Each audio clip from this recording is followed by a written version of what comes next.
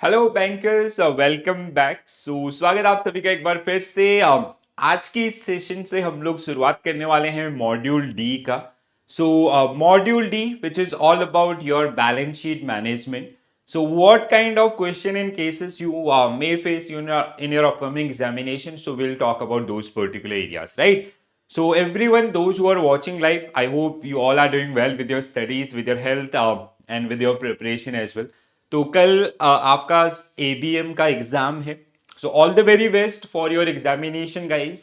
Try your best and you will see maximum question will be based on applied areas. ठीक है, तो application based question you can face in your upcoming examination, right. तो application based आपका question मिलेंगे.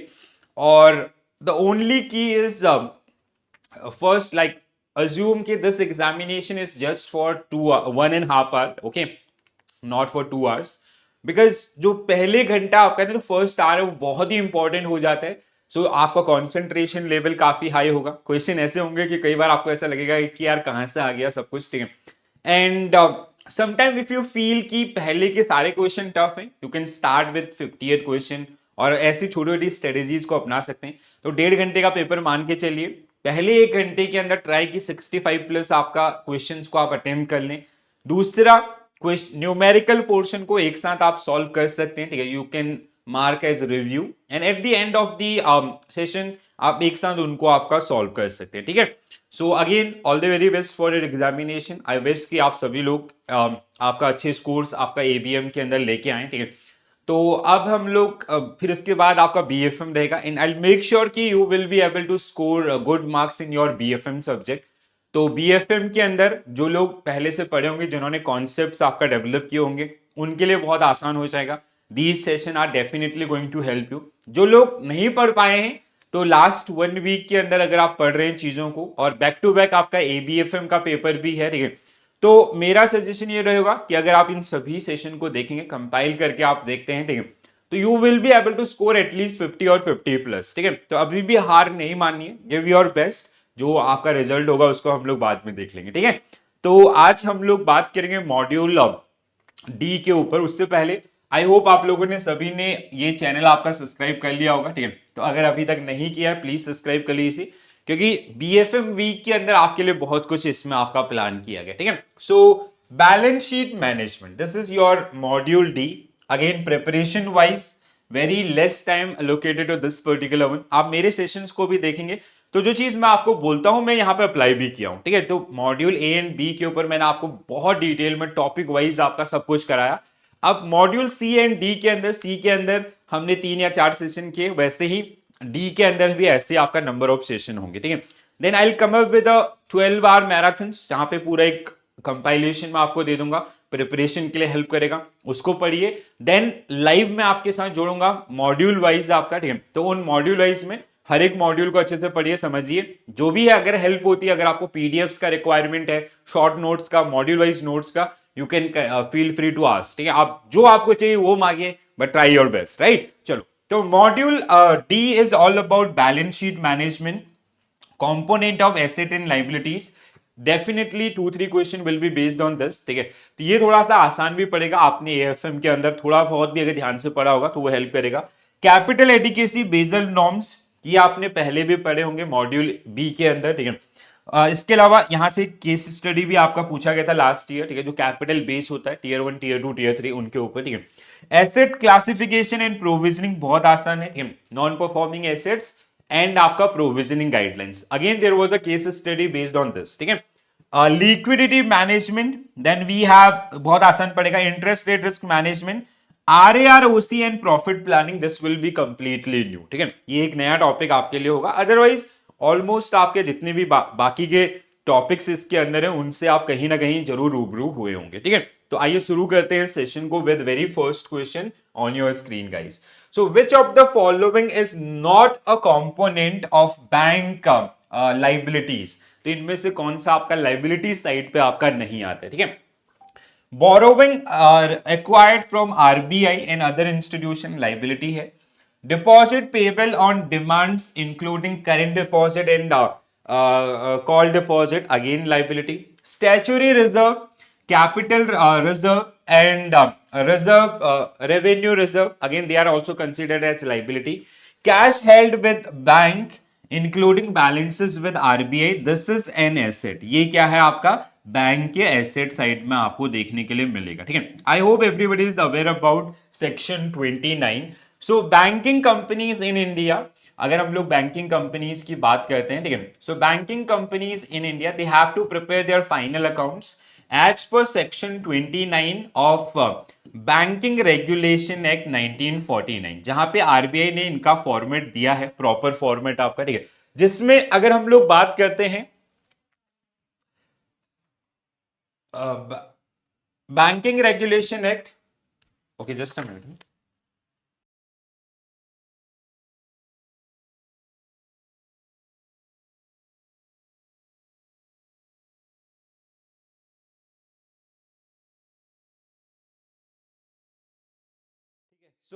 जो आपका B are act 1949, जिसमें इनके बारे में जैसे आप लोगों ने पढ़ा होगा form A proforma balance sheet, ठीक है, so that is related to balance sheet where we have total how many schedule, 12 schedules, ठीक है। दूसरा आपका form B which is related to proforma profit and loss account, ठीक है, so where we have 6 schedule including note to account, ठीक है, तो total हमारे पास 18 शेड्यूल आपका।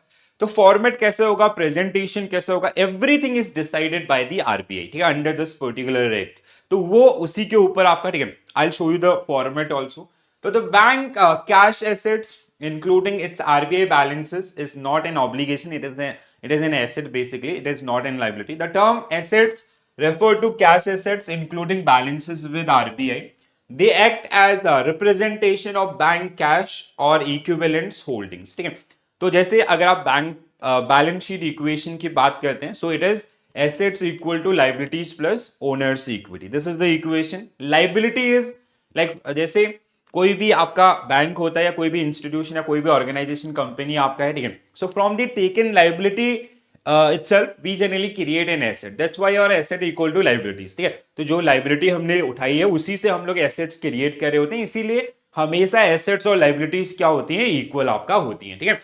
तो अब देखो सोर्सेज ऑफ फंड्स, ये क्या हो गया आपका liability, sources of funds are generally liabilities and application of funds are generally assets, ठीक है। तो जिसमें अगर हम लोग बात करें capital, reserve and surplus, deposit, borrowings, other liabilities, these are the liabilities. Assets में आपका cash in hands and balances with RBI, balances with bank and money at call and short notice, call notice which is receivable in like overnight, and notice, short notice which is receivable within 14 days, ठीक है। अगर हम लोग किसी को short notice जारी करेंगे तो that will be receivable with in 14 days, ठीक है। Investment including gold, silver, advances, fix asset and other asset, ठीक है। तो ये सब आपका, तो दिस इज द फॉर्मेट, ठीक है, जिसके बारे में मैं बात कर रहा था आपसे, ठीक है। सो ये फॉर्मेट आपका जो कि प्रिस्क्राइब है under section 29 of banking regulation act 1949, ठीक है। So this is proforma balance sheet form A आपका, तो जिसमें जैसे आप देख पा रहे होंगे third schedule form A, form of balance sheet as on 31 March 2024 this year. तो कैपिटल एंड लाइबिलिटीज जहां पे 1 to 5 सेक्शन आपका, ठीक है, जिसमें capital, reserve and surplus, minorities interest, deposit, borrowings, liabilities in this, ठीक है। तो 1 2 2 ए 3 4 5, ठीक है। दूसरा एसेट्स में अगर हम लोग बात करें cash and balances with RBI, balances with bank at money and call and short notice, investment, advances, fixed asset, other asset, goodwill on consolidation, debit balances of profit and loss account and contingent liability, okay, so total आपका 12 तक जो आपको यहाँ पे देखने के लिए मिलेंगे, ठीक है। so these are the 12 schedules which are, जिनमें अगर आप किसी भी बैंकिंग कंपनी के बैलेंस शीट को इंडिया में उठाते हैं you will see the same sequence. अब कई बार वो आपको जैसे आपका, जैसे मैंने एक टर्म बोला कि गोल्ड, तो गोल्ड किस में आएगा, it will be part of your investment. या कई बार वो आपको क्वेश्चन ऐसे भी पूछ लेगा कि reserve and surplus are defined under which schedule, ठीक है, तो शेड्यूल 2 आपका, ठीक है। या फिक्स एसेट आपका बैंक के शेड्यूल 10 आपका। इस तरीके से अलग अलग एरियाज भी वो आपको टेस्ट कर सकते हैं। सो प्लीज ये जो स्टेटमेंट्स मैंने आपको दिखाया था इसको अच्छे से पढ़िएगा। Next one,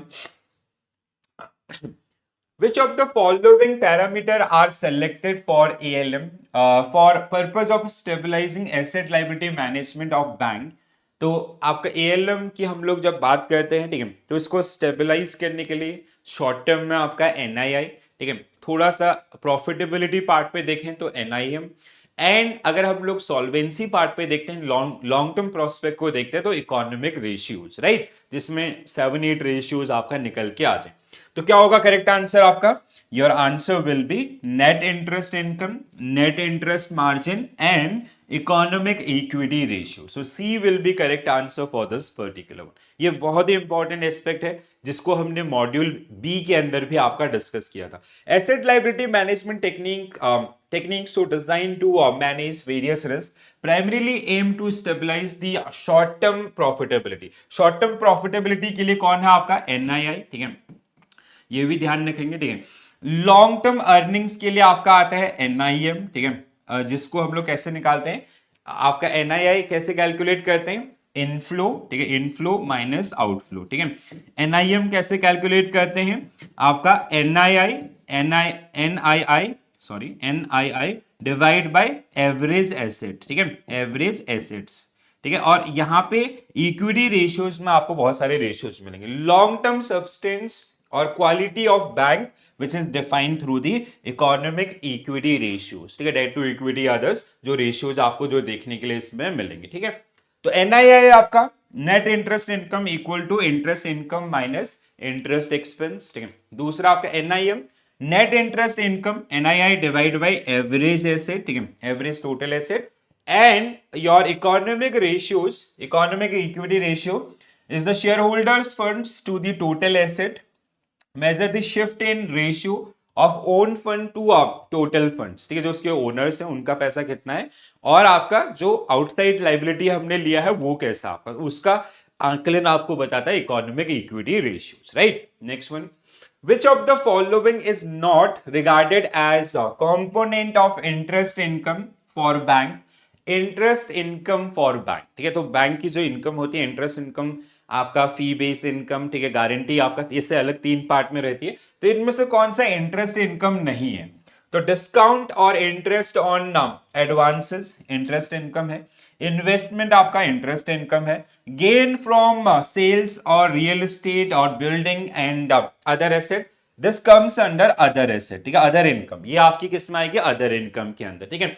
exchange transaction profit, again आपका इंटरेस्ट। अब देखो यहाँ पे क्या होता है, अगर आप परफॉर्मा आपका profit and loss account form B as per your section 1949 उसको देखते हैं, तो यहाँ पे क्या होगा, जैसे प्रॉफिट एंड लॉस के अंदर सेक्शन 13 आपका इंटरेस्ट इनकम, सेक्शन 14 आपका अदर इनकम, ठीक है। सो अदर इनकम ये दो इसमें रहेंगे। देन आपका ये इनकम में आपका रहेगा इनकम के लिए, ठीक है। आई होप आप में से बहुत सारे कैंडिडेट्स ने ये देखा होगा। एक्सपेंसेस की अगर हम लोग बात करें तो सेक्शन 15 एंड सेक्शन 16, ठीक है, ये आपका इंटरेस्ट एक्सपेंडेड, ठीक है, जो हमने इंटरेस्ट एक्सपेंड किया है, और आपका जो अदर एक्सपेंडिचर्स हैं वो इसमें। सेक्शन 17 में अगर आप जाएंगे so it is about your profit and loss, ठीक है, profit and loss during that particular period, ठीक है। And section 18 is all about your note to accounts, ठीक है। तो आपका शेड्यूल 1 से लेके 17 तक पे कोई भी आपका नोट है, that note belongs to section और शेड्यूल 18 आपका, ठीक है। तो इस तरीके से आपके ये रहेंगे शेड्यूल आपका, नॉट सेक्शन, ठीक है। अब gain from sale of real estate building and others, they generally comes under section schedule 14 which is your other income, ठीक है। तो इस तरीके से आपको इनको याद रखना है, ठीक है, समझ में आया। तो अदर इनकम और जिनको हम लोग आपका नॉन इंटरेस्ट इनकम के नाम से जानते, आई होप सबको याद हो गया होगा सारा सीक्वेंस जो मैंने आपको बताया, ठीक है। Next one, which of the following is correct with regard to capital base of a bank? बहुत ही इंपॉर्टेंट है, बहुत इंपॉर्टेंट, बहुत बहुत बहुत ज्यादा इंपॉर्टेंट एरिया है। यहां से लास्ट ईयर आपका एक केस स्टडी भी आपको पूछा गया था। कैपिटल बेस कैसे बनता है आपका? Capital base is equal to tier 1 plus tier 2 plus tier 3, इन तीनों का जो कॉम्बिनेशन होता है that is called tier capital base. जो टीयर 2 एंड टीयर 3 है they are totally dependent on tier 1 capital. Tier 1 capital जितना ज्यादा होगा टीयर 2 और टीयर 3 उसी के हिसाब से लिंक होंगे, ठीक है। तो total tier 2 supplementary elements will be limited to maximum 100% of tier 1 element. जैसे आप देख सकते हैं यहाँ पे पहला स्टेटमेंट बिल्कुल सही है, 100% राइट आपका। Subordinated term debt, subordinated debt क्या होता है, which we generally provide a secondary priority, ठीक है। जो क्या होता है आपका, जिसको सेकेंडरी प्रायोरिटी दी जाती है, मतलब अगर कोई इंस्टीट्यूशन लिक्विडेट होता है तो पहले प्राइमरी डेट को आपका पे किया जाएगा, देन आपका सेकेंडरी डेट के ऊपर हम लोग आएंगे, ठीक है। So which is will be limited to a maximum of not 150, it is only 50%, ठीक है guys. Option B is incorrect here, ठीक है। सो आपका option B, it is 50% of tier 1 element, ठीक है। जो टीयर 1 है आपका उसका 50% ये हो सकता है। Tier 3 capital will be limited to 250% of tier 1 capital that required to support market risk, this is also true, ठीक है। तो दो स्टेटमेंट करेक्ट है। क्या पूछा था आपको करेक्ट स्टेटमेंट, तो correct statement are 1 and 3। 1 and 3 means option A will be right answer for this one, ठीक है। अब इसी के ऊपर वो आपको नंबर्स भी दे सकता है, ठीक है। I hope you will be able to account that particular numbers. तो क्या है, एक बार दोबारा से समझ लीजिए जिन्होंने नहीं पढ़ा था, ठीक है। So capital base of a bank consists of following three type of capital: tier 1, tier 2, tier 3. So the sum of tier 1, tier 2, tier 3 is generally known as capital base. पहले तो capital base क्या होता है। दूसरा, total of tier 2 supplementary capital is 100% of tier 1 capital, ठीक है। tier 1 जितना होगा उसका 100% ये भी हो सकता है, अगर 100 करोड़ है तो ये भी आपका 100 करोड़ हो सकता है, ठीक है। Tier subordinated term debt is limited to 50% आपका, ठीक है। अगर वो 100 करोड़ है तो 50 करोड़ है, उससे ज्यादा ये नहीं हो सकता।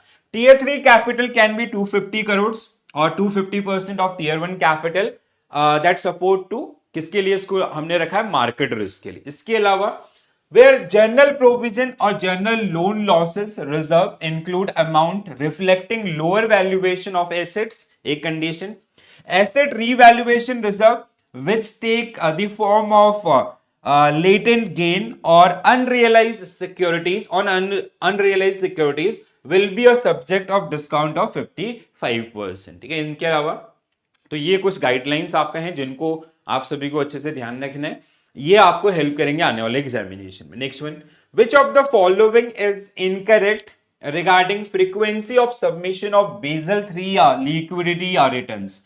बहुत इंपॉर्टेंट क्वेश्चन है आपका, ठीक है। बेसल 3 के ऊपर I will come up with a dedicated session जहां पे मैं आपको ना सारे बेसल्स को रिवाइज करवा दूंगा, और वो आपके लिए ब्रह्मास्त्र होने वाला है, देख लेना, ठीक है। तो बहुत हेल्प करेगा वो। तो अब हम लोग अगर बात करें which of the following is incorrect regarding frequency of submission of Basel 3, ठीक है। तो यहाँ पे 5 रिपोर्ट आपको सबमिट करने होते हैं, ठीक है। तो जिसमें आपका BLR 1 2 3 4 5 ऐसे आपको मिलेंगे, मंथली बेसिस पे, क्वार्टरली बेसिस पे, इस तरीके से फोर्टनाइट बेसिस पे, और कितने डेज के अंदर, ठीक है। So statement of LCR liquidity coverage ratio BLR 1 on monthly basis 100% true. Statement of funding concentration BLR 2 monthly basis, correct है। Statement of available unencumbered asset BLR 2 on quarterly basis. LCR by significant currency BLR 4 on quarterly basis, ठीक है। तो it should be I guess monthly basis only. I will go with option D, yes sir. तो D आपका जो सही answer है, but बिल्कुल कोई कंफ्यूजन नहीं, दिस इज द एरिया, ठीक है। अब ये एरिया आपके लिए अगेन बहुत बहुत बहुत इंपॉर्टेंट है, ठीक है। तो ध्यान से सुनेंगे सभी लोग आपका, और अच्छे से you can take a screenshot for this one also, because these are, जैसे बेसल की जो गाइडलाइंस हैं वो बहुत ही ज्यादा इंपॉर्टेंट होती है हमारे पेपर के लिए। तो बेसल 3 लिक्विडिटी रिटर्न्स आपका, ठीक है। तो कैपिटल एडिक्वेसी बेसल नॉर्म्स आपका एक यूनिट है, उसमें से ये क्वेश्चन है, ठीक है। तो name of the Basel 3 liquidity return BLR जिसको हम लोग बोलते हैं, पहला आपका क्या है, liquidity coverage ratio LCR 1 monthly basis पे, फ्रीक्वेंसी। अगला आपका time period by which required to be reported within 15 days. अब इसका मतलब भी आपको समझना होगा, कई बार वो एप्लीकेशन बना करके दे देगा, ठीक है। तो जो LCR है उसकी रिपोर्टिंग आपका होगा मंथली बेसिस पे। जैसे अभी जुलाई चल रहा है, तो जुलाई मंथ का जो आपका लिक्विडिटी कवरेज रेशियो का मेंटेनेंस था, ठीक है। LCR हम लोग कैसे कैलकुलेट करते हैं, high quality liquid asset divide by net cash outflows in 30 calendar days, हमने पढ़ा। And it should be, your ratio should be greater than equal to 100%, ठीक है। मोस्ट ऑफ बैंक आपका इसमें पॉजिटिव में रहते हैं, ठीक है, 100% से ज्यादा रखते हैं। तो जो भी आपका है आपके बैंक का, suppose that for x bank it is 150%, तो वो मंथली बेसिस पर आपको रिपोर्ट करना होगा। जुलाई मंथ का आपका एलसीआर कितना था, ठीक है, एक तो मंथली बेसिस में, मतलब जून मंथ में आपको उसको रिपोर्ट करना होगा। उसके लिए डेडलाइन क्या है आपका, टिल 15th ऑफ जून। इसका मतलब यह है आपका विद इन 15 डेज आपका, ठीक है, 15 दिनों के भीतर आपको उसको रिपोर्ट आपका करना होगा, ठीक है। तो इसका मतलब समझ में आया सबको, यस और नो, जल्दी से बताएं, ठीक है। तो दिस इज 15 डेज आपका, ठीक है, मतलब 15 अगस्त तक आपको उसको, जैसे जुलाई मंथ का अगस्त में रिपोर्ट होगा और 15 अगस्त तक आपको उसको आरबीआई के पास रिपोर्ट करना होगा। सो दैट इज द मीनिंग, ये डेडलाइंस आपकी हैं, ठीक है, किस फ्रीक्वेंसी में होगा और उसका डेडलाइन क्या होगा। अगला, statement of funding concentration BLR2 monthly basis and with in 15 days, again same, ठीक है। Statement of available unencumbered asset, ठीक है, जो हम लोग यहाँ एलसीआर में इस्तेमाल करते हैं, ऐसे एसेट जिनके अगेंस्ट में हमने कोई लोन आपका नहीं लिया हुआ है, ठीक है। जैसे हमारे पास सपोज दैट कुछ गवर्नमेंट सिक्योरिटीज थी which are easily convertible into cash, ठीक है, और कैश और इक्विवेलेंट जिनको हम लोग बोलते हैं, और वो ऐसे एसेट है जिनके, जैसे हमारे पास एक ट्रेजरी बिल्स है 90 डेज का, ठीक है, 91 डेज का, और वो हमने कहीं पे प्लेस नहीं किया, दैट इज अनइनकम्बर्ड, ठीक है। अनइनकम्बर्ड और इनकम्बर्ड, ये हमने मीनिंग समझा है पास्ट में, ठीक है। तो इट शुड बी आपको कितने समय में, क्वार्टरली बेसिस पे और विद इन 1 मंथ, ठीक है। एलसीआर बाय सिग्निफिकेंट करेंसी, अलग अलग करेंसीज में हमारी जो पोजीशन है दैट इज मंथली बेसिस पे, और इसका रिपोर्टिंग भी आपका मंथली बेसिस पे। Statement of other information on liquidity आपका मंथली बेसिस, आपका फोर्टनाइट। तो ओनली जो चेंज है ना, जैसे अगर वो मंथली है तो 15 डेज के अंदर सिर्फ इसको छोड़ के, ठीक है, विद इन मंथ आपका, अदरवाइज, और अगर क्वार्टरली है तो मंथली बेसिस के अंदर रिपोर्टिंग। क्वार्टरली में सिर्फ एक हमारे पास है, कौन सा, अनइनकम्बर्ड एसेट के बारे में आपका रिपोर्टिंग। तो ये बहुत इंपॉर्टेंट है सभी के लिए, जो लोग आपका रिस्क मैनेजमेंट वाले इलेक्टिव वाले हैं वो भी, और जो बीएफएम पेपर के लिए जा रहे हैं वो भी, ठीक है।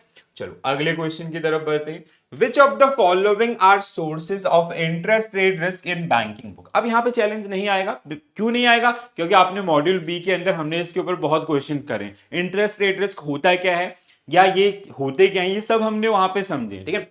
तो इंटरेस्ट रेट रिस्क किसकी वजह से आ सकता है, इट कैन बी गैप और mismatch can be a reason. Net interest position आपका हो सकता है उसमें डिक्लाइन हो रहा है, ठीक है। नेट इंटरेस्ट पोजीशन मींस जो टोटल इनफ्लोज एंड आउटफ्लोज हैं, and your inflows are in negative, so that is the one, ठीक है, या उसके ऊपर नेगेटिव इंपैक्ट आ रहा है time to time. Embedded option बहुत ही इंपॉर्टेंट एरिया है। एम्बेडेड ऑप्शंस मैंने आपको समझाया हुआ है, ठीक है। एम्बेडेड ऑप्शन में क्या होता है कि जहां पे जो कस्टमर है उसके पास राइट है कि वो आपका उसको प्री पेमेंट कर सकता है या प्री मैच्योर कर सकता है, ठीक है। जैसे मैंने आपको समझाया था ना, suppose that there is a customer जिसने आपके पास एफडी कराया, वो 10 करोड़ रुपीस का फॉर 10 ईयर्स, ठीक है, एंड सपोज दैट हमने उसको रेट इंटरेस्ट कमिट किया 6% का, ठीक है, बहुत अच्छा हमारे पास ये प्रोडक्ट था। अब क्या हुआ कुछ समय के बाद, suppose that after 2 years interest rate on FD goes up to 8%, ठीक है। तो क्या करेगा ये, आपसे बोलेगा कि मेरे को यहां से यहां शिफ्ट करो, ठीक है। अगर आप नहीं करोगे दूसरा बैंक करने के लिए रेडी है, वो उसको प्री मैच्योर कर लेगा। ये आपका लाइबिलिटी साइड भी हो सकता है, एसेट साइड भी हो सकता है। एसेट साइड में जैसे हमने किसी को लोन दिया था आपका 15% पर एनम पे, ठीक है, सपोज दैट, और अब लोन मार्केट में आ गए हैं 12%, अगर उसके पास ऑप्शन है रीपेमेंट का, वो उसको रीपेमेंट करेगा और आपका 12% में शिफ्ट हो जाएगा, या जो भी आपका नीचे करेगा। तो उसकी वजह से हमें क्या हो रहा है, नुकसान हो रहा है, हमारा एनआईआई क्या हो रहा है, निगेटिवली इंपैक्ट में डाल रहा है, ठीक है, that is the one. Yield curve आपका रिस्क जनरली बॉन्ड्स के केस में आपका जो ये भी रहेगा। तो 1 2 3 4 all, so option C will be correct answer for this one by one सबको समझाता हूं एक एक करके। तो sources of interest rate risk क्या क्या हो सकते हैं, गैप और mismatch, basis, net interest position, embedded option, yield curve, price risk and reinvestment risk. इसके ऊपर क्वेश्चन पूछा गया था लास्ट टाइम, ठीक है। री इन्वेस्टमेंट रिस्क क्या होता है, जैसे हमने एक एसेट क्रिएट किया, सपोज दैट हमने किसी को पर्सनल लोन दिया है 1 करोड़ रुपीस का एट द रेट ऑफ 14% पर एनम, ठीक है। अब ये मैच्योर हो रहा है, ठीक है, सपोज दैट 6 महीने बाद ये आपका मैच्योर हो रहा है। उस समय इंटरेस्ट रेट हाई थे, अभी सपोज दैट पर्सनल रेट के ऊपर आपका जो मार्केट में इंटरेस्ट रेट है वो है आपका 12%, ठीक है, मैक्स साइड आपका। तो क्या होगा, अब आप जब इस एसेट को जो ये मैच्योर हो रहा है इसको दोबारा से किसी और को लैंड करोगे, so you will be able to lend at max 12%। So your NII के ऊपर आपका इंपैक्ट क्या रहेगा, 2% का नेगेटिव इंपैक्ट रहेगा इस वैल्यू के ऊपर, दैट इज री इन्वेस्टमेंट आपका, ठीक है। तो वन बाय वन समझते हैं। Gap, So a gap or mismatch risk arising holding assets in liabilities with different principal amount or maturity date or repricing date, thereby creating exposure to change in the label of interest risk. ये तो मैंने आपको बहुत बार समझाना है। Gap risk क्या होता है कि जैसे हमारा core business is borrowing for the purpose of lending. Suppose that we receive that FD 10 crore rupees at the rate of 6% per annum, ठीक है, so for 10 years. So with this we created an asset, 10 crore rupees का asset create किया at the rate of suppose that 12% per annum, ठीक है, and for 10 years suppose that आपका यहाँ पे maturity mismatch नहीं है, ठीक है, चलो इसको मेच्योरिटी मिसमैच कर देते हैं 15 साल के लिए, ठीक है। अब अभी आपका जो एनआईआई है, at present your NII is 600 basis point, मतलब 6% का आपका क्या है, एनआईआई है, ठीक है। Net interest income from this transaction is 6% और 600 बेसिस पॉइंट। अब क्या होता है कल के डेट में आपका आफ्टर 2 years, सपोज दैट 2 साल के बाद क्या हुआ था कि ये जो 6% है ये बढ़ के 9% हो गया मार्केट के अंदर, ठीक है। तो अब 9% हो गया तो ये ऑब्वियसली यहां से यहां शिफ्ट होगा। तो अगले 8 सालों में आपका जो एनआईआई है जो 6% पे आपका था, now it will decrease to how much, only 300 basis point. अब आप यहां से 300 बेसिस पॉइंट या 3% का ही क्या होगा आपका एनआईआई होगा। सो that is the one gap जिसकी वजह से ये प्रॉब्लम हुई। मैच्योरिटी में कैसे आएगा कि जैसे सपोज दैट ये सब कुछ ऐसे ही चला, but at the end of 10th year, 10 साल के एंड में आपको 10 करोड़ रुपीस का रिक्वायरमेंट होगा। अब अगर आपके पास फंडिंग उस समय सपोज दैट डिपॉजिट रेट 6% से बढ़ के आपके कितने हो गए, 8% हो गए, तो भी नुकसान आपका होगा, ठीक है, अगर अमाउंट वाइज समझते हैं। तो ये सारी चीजें जो आपका गैप और मिसमैच की वजह से, एएलएम बहुत पढ़ा है हमने, ठीक है। When asset and liabilities fall due to repricing in different period, they can create a mismatch. आसान है। जैसे यहाँ पे केस भी आपको दिया गया है आपके बुक के अंदर, तो उसको समझ लेते हैं। A bank hold 100 crore rupees liabilities at 9% of 1 year, maturity to fund assets of 100 crore rupees 10%, ठीक है। तो इसके पास क्या है, बैंक के पास आपका 100 करोड़ रुपए की लाइबिलिटी है और उससे उसने एसेट क्रिएट किए हैं आपका 10% पे, और लाइबिलिटी उसने कितने पे ली है, 9% पे। उसका एनआईआई कितना हो गया, 1% हो गया, ठीक है। So over the first year bank for 2 years, अब इसने एसेट क्रिएट किया है आपका कितने समय के लिए, 2 साल के लिए, ठीक है। लाइबिलिटी 1 साल की है, एसेट आपका 2 साल के लिए। तो फर्स्ट ईयर इसका जो एनआईआई है, ठीक है, so NII first year will be how much, 100 basis point, ठीक है, 100 बेसिस पॉइंट का इसका एनआईआई है, 1% आपका, ठीक है, which is 1 crore. However, its profit for second year are not certain. If interest rate remain unchanged, तो इसका profit 1 करोड़ ही होगा। Since the liabilities are for 1 year and need to be rolled over for the second year, bank exposed to interest rate risk. अब अगले साल अगर जैसे यहाँ पे सिचुएशन क्या दिया, if interest rate on liabilities increase to 11%, ठीक है, तो इसका एनआईआई सेकेंड ईयर में क्या हो जाएगा, second year NII will become, आपका 10% पे लैंडिंग कर किया तो आपका निगेटिव में चला जाएगा 100 बेसिस पॉइंट। तो आपने जो यहां कमाया था वो यहां पे आप गवा दोगे, ठीक है। सो अ लॉस ऑफ 1% और 1 करोड़। So this is the situation. I hope everybody get this particular thing clearly, right. चलो आगे बढ़ते हैं। इंटरेस्ट रेट रिस्क आपका, the bank net interest position also expose the bank to total additional interest. अब ये देखो, net interest position means total inflow total outflow, उन पे जो आपका इंपैक्ट आ रहा है, ठीक है। If a bank has more asset on which, if a bank has more asset on which it earn interest than the liabilities on which it pays, interest rate risk arise when interest rate earn on asset change while the cost of funding of liabilities remain the same, ठीक है। Generally क्या होता है ना कि जब हम लोग डिपॉजिट एक्सेप्ट करते हैं तो हम लोग फिक्स रेट पे करते हैं, और लैंडिंग जो होती है वो मोस्ट ऑफ टाइम आपका फ्लोटिंग पे होती है, तो उसकी वजह से भी ना ये प्रॉब्लम आपको जो झेलनी पड़ती है, ठीक है।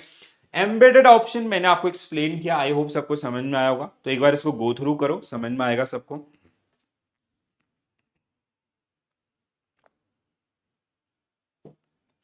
Large changes in the level of market interest rate create another source of risk to bank profit by a prepayment of loan and bonds with call and put option, optionality in bonds, or premature withdrawal of deposit before stated maturity date. जैसे मैंने आपको एक example दिया था कुछ देर पहले, तो इसको हमने एक्सप्लेन किया उसी उसमें, ठीक है। तो आई होप इसमें कोई प्रॉब्लम नहीं होगा।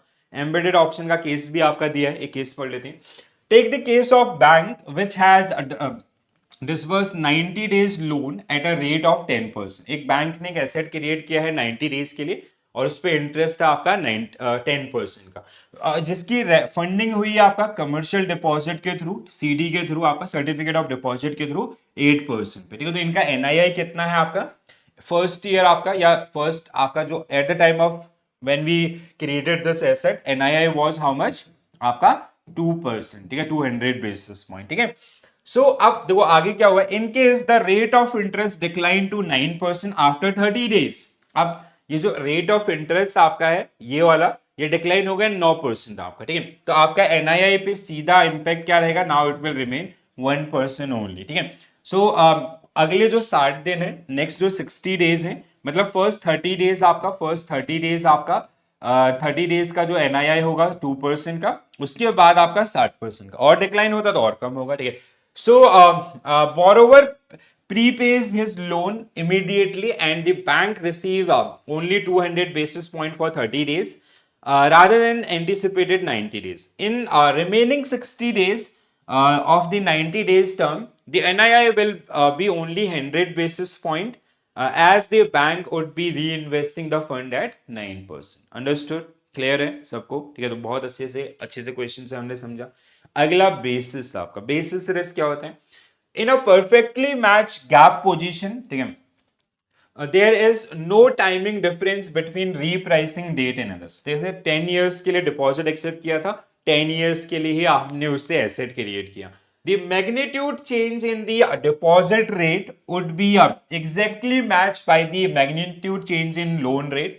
So however ये तो आपका basis हो गया। risk क्या होगा, interest rate of two different instrument will seldom change by the same degree during the same period of time.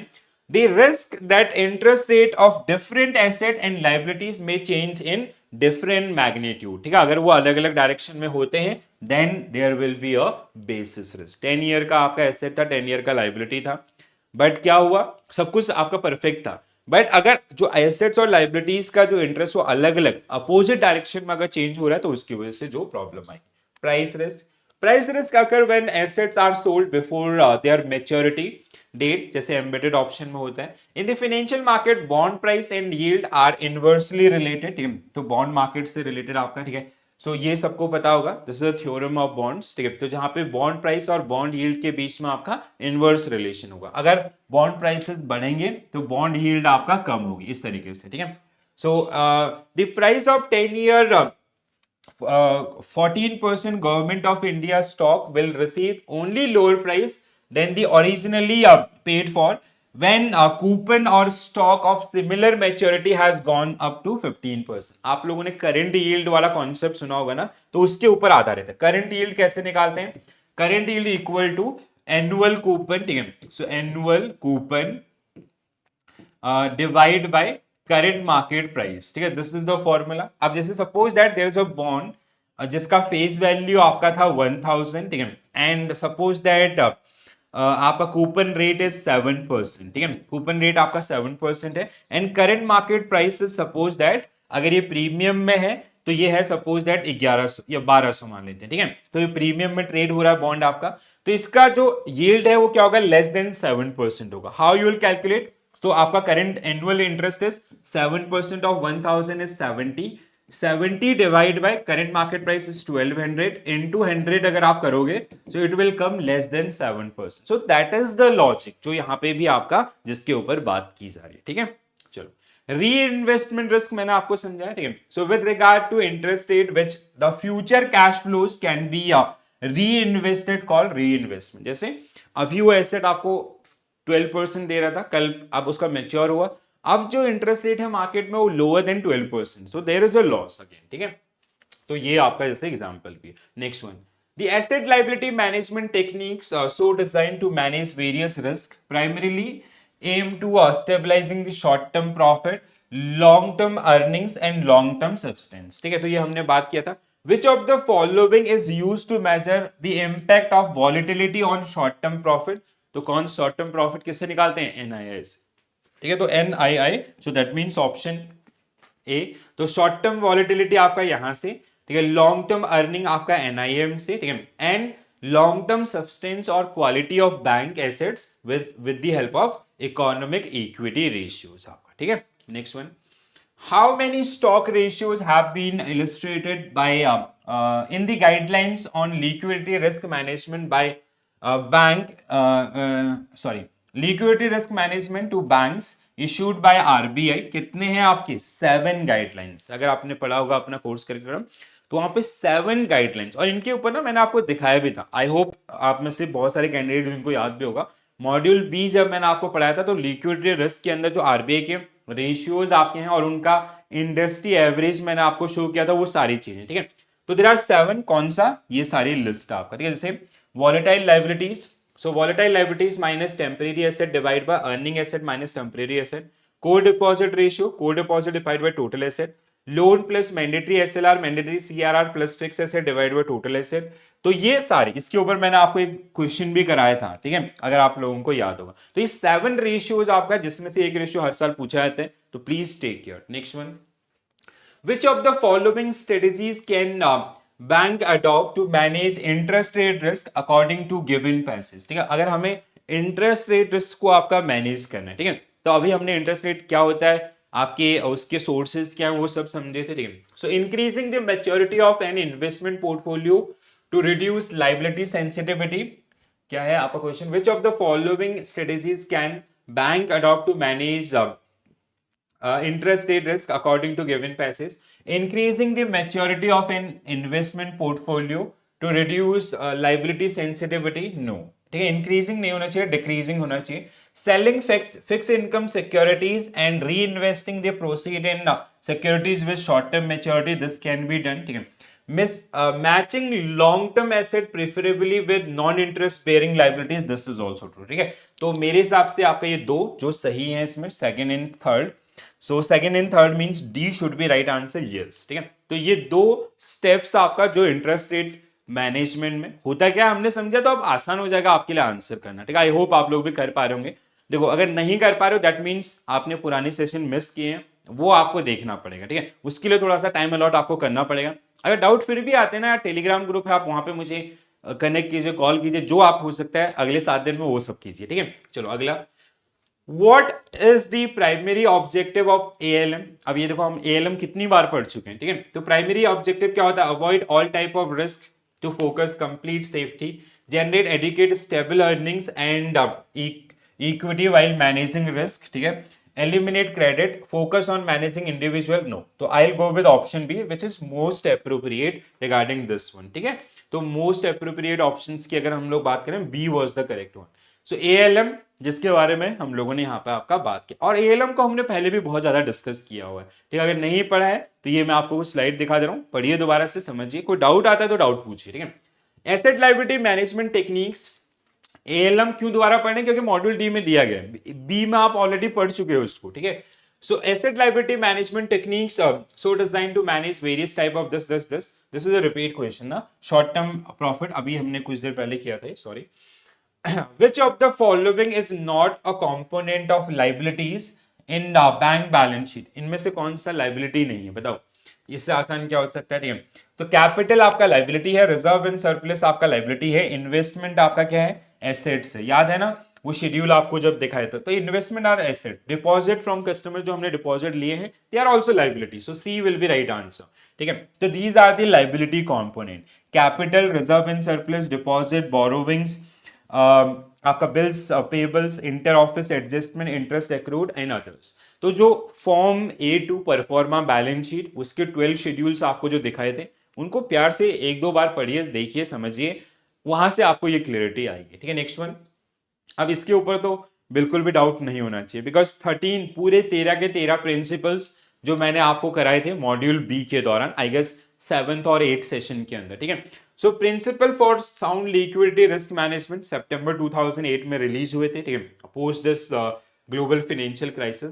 Which of the following principle of sound liquidity risk management related to public disclosure, ठीक है, public disclosure मतलब जहां पे मैंने आपको 5 disclosures बताए थे, it should B clear, comprehensive, meaningful, comparable, consistent, ये 5 आपका बिल्कुल ऐसे फिंगर टिप्स पर रखो जैसे मैंने रखा, ठीक है। तो आपका क्लियर, कॉम्प्रिहेंसिव, कंपेरेबल, कंसिस्टेंट, ठीक है, ऐसा जो भी नाम मैंने आपको लिए। तो अब ये किस में आता है, तो आपका आंसर क्या होगा, प्रिंसिपल 13 आपका, ठीक है। सो प्रिंसिपल 13 जो बहुत बार एग्जामिनेशंस के अंदर भी पूछा गया, ठीक है। और bank should publicly disclose information on regular basis that enable market participants to make an informed judgment about the soundness of liquidity risk management framework and liquidity position of that particular bank. Next one. How many stock ratios have been illustrated in the guidelines in okay, this is again repeat question, sorry guys. चलो आगे बढ़ते हैं। चलो अगला नया question, again based on those principle, ठीक है। और यहाँ पे कौन सा प्रिंसिपल पूछा गया आपसे, 12th प्रिंसिपल पूछा गया, ठीक है। बताइए, which principle for sound liquidity risk management published by BCBS emphasis on formal contingency plan, ठीक है। तो हमने डिस्कस किया था ना सीएफपी के बारे में कि हर बैंक को अपने कोई भी किसी भी टाइप के स्ट्रेसफुल सिचुएशन के लिए एक अपना खुद का सीएफपी होना चाहिए and it should B regularly tested, उसकी एफिकेसी इफेक्टिवनेस को जज करने के लिए, ठीक है। तो कौन से प्रिंसिपल में ये आपका था, प्रिंसिपल 11, ठीक है।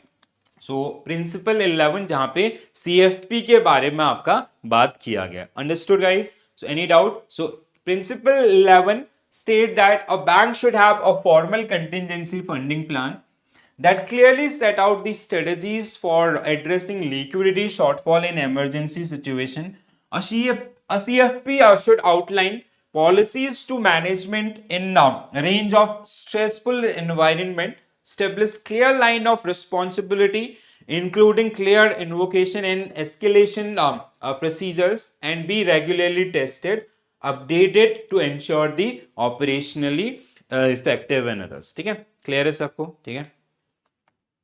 चलो आगे बढ़ते हैं, नेक्स्ट वन गाइस, ठीक है। Next question, which of the following is not a variable which bank need to minimize in order to achieve maximum profit, तो प्रॉफिटेबिलिटी के एलिमेंट्स के ऊपर क्वेश्चन, लास्ट जो यूनिट है उसका ये क्वेश्चन है आपका। आरएआरओसी के क्वेश्चन में भी इसमें होंगे, नहीं होंगे तो अगले सेशन में कराऊंगा।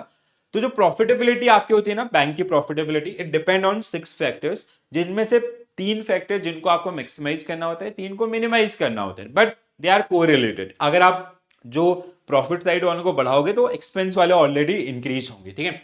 तो इंटरेस्ट एक्सपेंसेस आपको not which of the following is a variable, is not a variable which bank need to minimize, this we need to minimize, staff expense need to minimize, other operating expenses need to minimize, this need to maximize, ठीक है। तो क्या होगा, trading income need to be maximize, तो interest income, staff income, another, ठीक है, ये आपका मिनिमाइज करने की जरूरत है।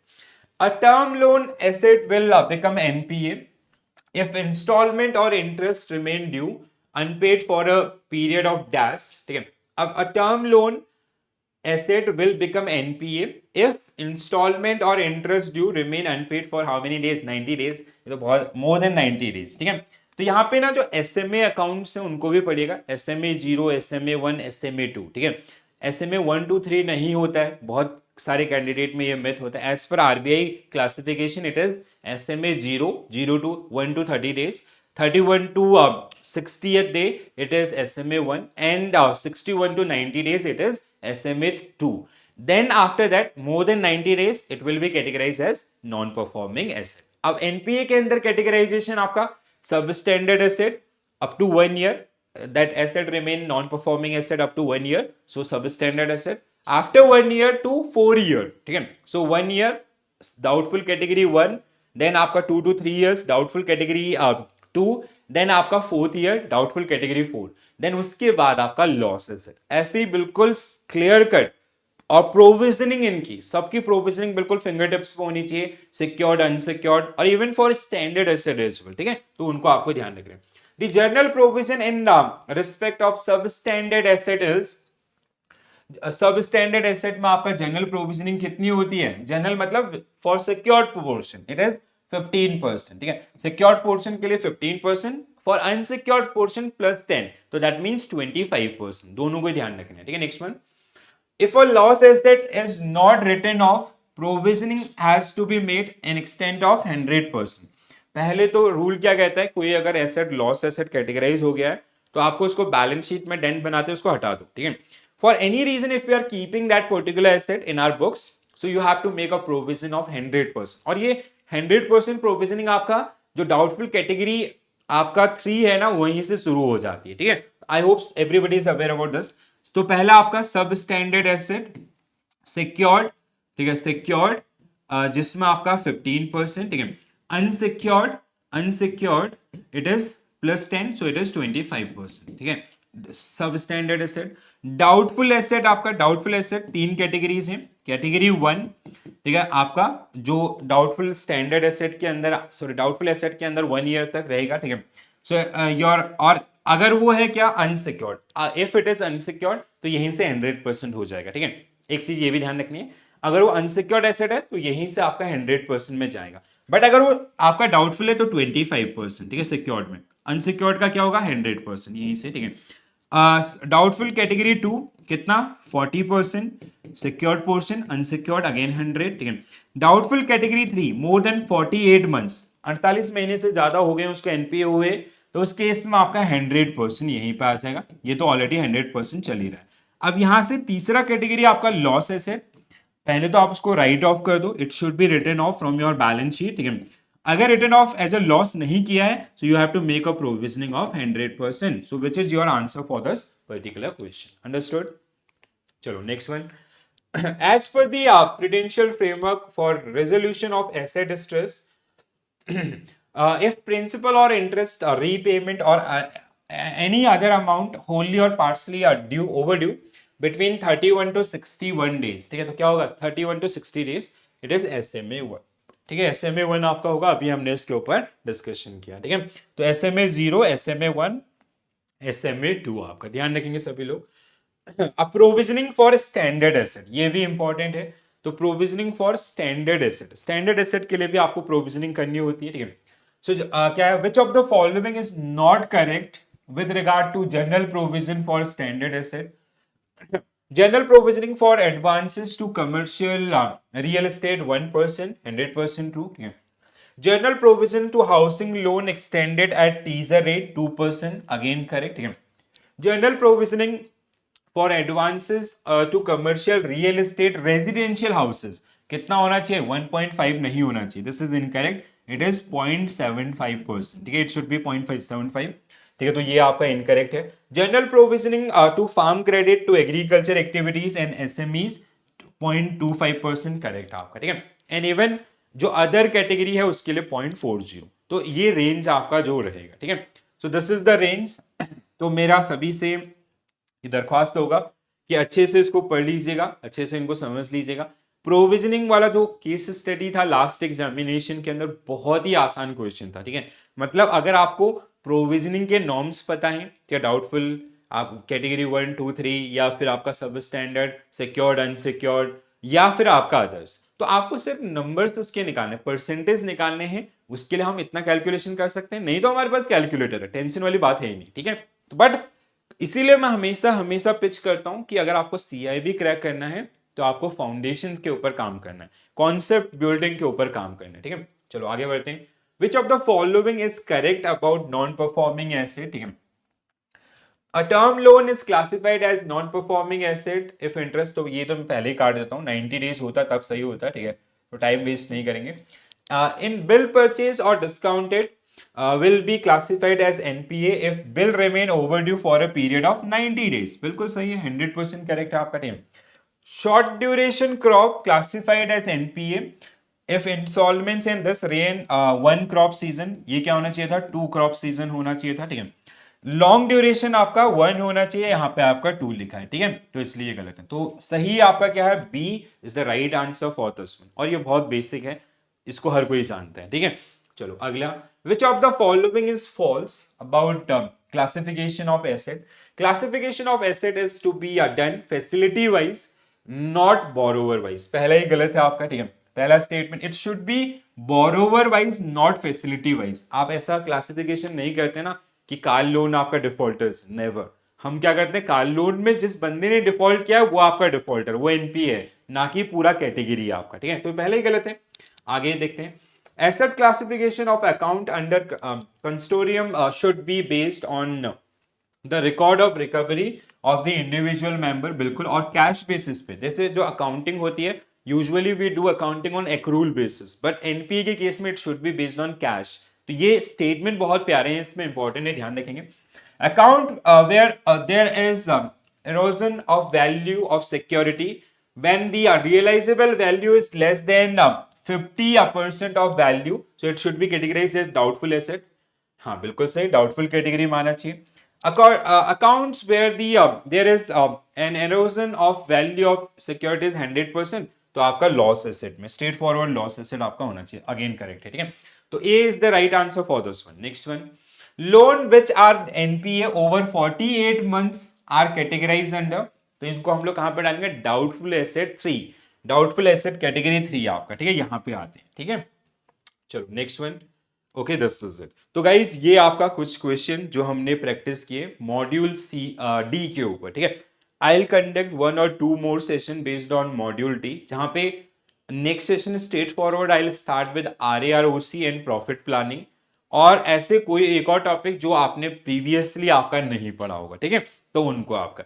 तो ये मेरा चैनल है जहां पे आप मुझे देख रहे हैं, ठीक है। सो बीएफएम वीक हमारा शुरू होने वाला है अगले वीक के अंदर, ठीक है। तो बीएफएम एग्जाम वीक आपका, तो जो कैंडिडेट जुलाई के लिए जा रहे हैं, आई विल मेक श्योर कि if you follow these particular thing you will be able to score 50 plus, ठीक है। बट उसके लिए थोड़ा सा आपको पढ़ना पड़ेगा, जो चीजें आपको डिलीवर की जा रही है वो, ठीक है। अब ये मत सोचो यार न्यूमेरिकल आएगा, केस स्टडी आएगा, वो आएंगे, उनका पोर्शन वेटेज आपका 20% होगा, उसको भी हम लोग कॉन्सेप्चुअली सॉल्व करने की कोशिश करें।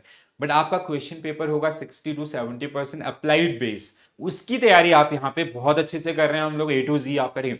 तो ये तरीके से थोड़ा सा स्ट्रेटेजीज हैं, छोटी छोटी बातें हैं, मतलब जो हवा क्रिएट कर रखा है उस हवा में नहीं आना है, ठीक है, हमें अपना बेस्ट एफर्ट देना है, ठीक है। और जो जितने भी साथी बैंकर्स आपका नवंबर दिसंबर के लिए तैयारी करें, उनके लिए तो बिल्कुल ओपन प्लेटफॉर्म है, कोई टेंशन नहीं है। बट टेंशन तब हो जाएगी जब आप जगोगे कब, अक्टूबर या नवंबर मंथ में, फिर आप सेम स्टेज पे आ जाओगे। तो अभी से आप रेगुलर बेसिस पे पढ़ें, जो सेशन आपके लिए किए जा रहे हैं उनको देखें, उनको समझें, कोई भी प्रॉब्लम आती है, कोई भी हेल्प चाहिए तो उसके लिए आप मुझे कनेक्ट कर सकते हैं, ठीक है। तो कैसा लगा सेशन, कमेंट्स के थ्रू जरूर बताइएगा, ठीक है। तो उससे थोड़ा हमें भी साहस मिलता है और अच्छी अच्छी चीजें करने के लिए मोटिवेशन मिलता है, और मोटिवेशन आप लोग पढ़ रहे हैं अभी मॉड्यूल आपका एबीएम मॉड्यूल बी के अंदर भर भर के थ्योरीज हैं, ठीक है। वहां पे नहीं तो फिर दोबारा से आपको एबीएफएम मॉड्यूल ए के अंदर मिलेगा, और एचआरएम मैक्सिमम कैंडिडेट का आपका क्या होता है, इलेक्टिव सब्जेक्ट होता है, तो वहां तो पूरा कहानियां भरी हैं, ठीक है। तो अच्छे से पढ़िए, समझिए, कोई डाउट आता है, कोई भी चीज आती है, आप मेरे से पूछिए, एक बार नहीं 10 बार। आप 1-to-1 इंटरेक्शन चाहते हैं तो उसके लिए टेलीग्राम ग्रुप है, वहां पे मैं एडमिन आपको मिलूंगा, डायरेक्टली पिंग कीजिए, कोई भी हेल्प चाहिए तो वो आपका करूंगा, ठीक है। इसके अलावा कैसा लगा सेशन जरूर बताइएगा, और अपने साथी बैंकर्स के साथ शेयर जरूर करें, थोड़ा रीच को बढ़ाएं, जिससे उनको भी आपका हेल्प मिलेगी। So guys this is it from my side, thank you for watching this session, bye, take care all, have a nice day, thank you.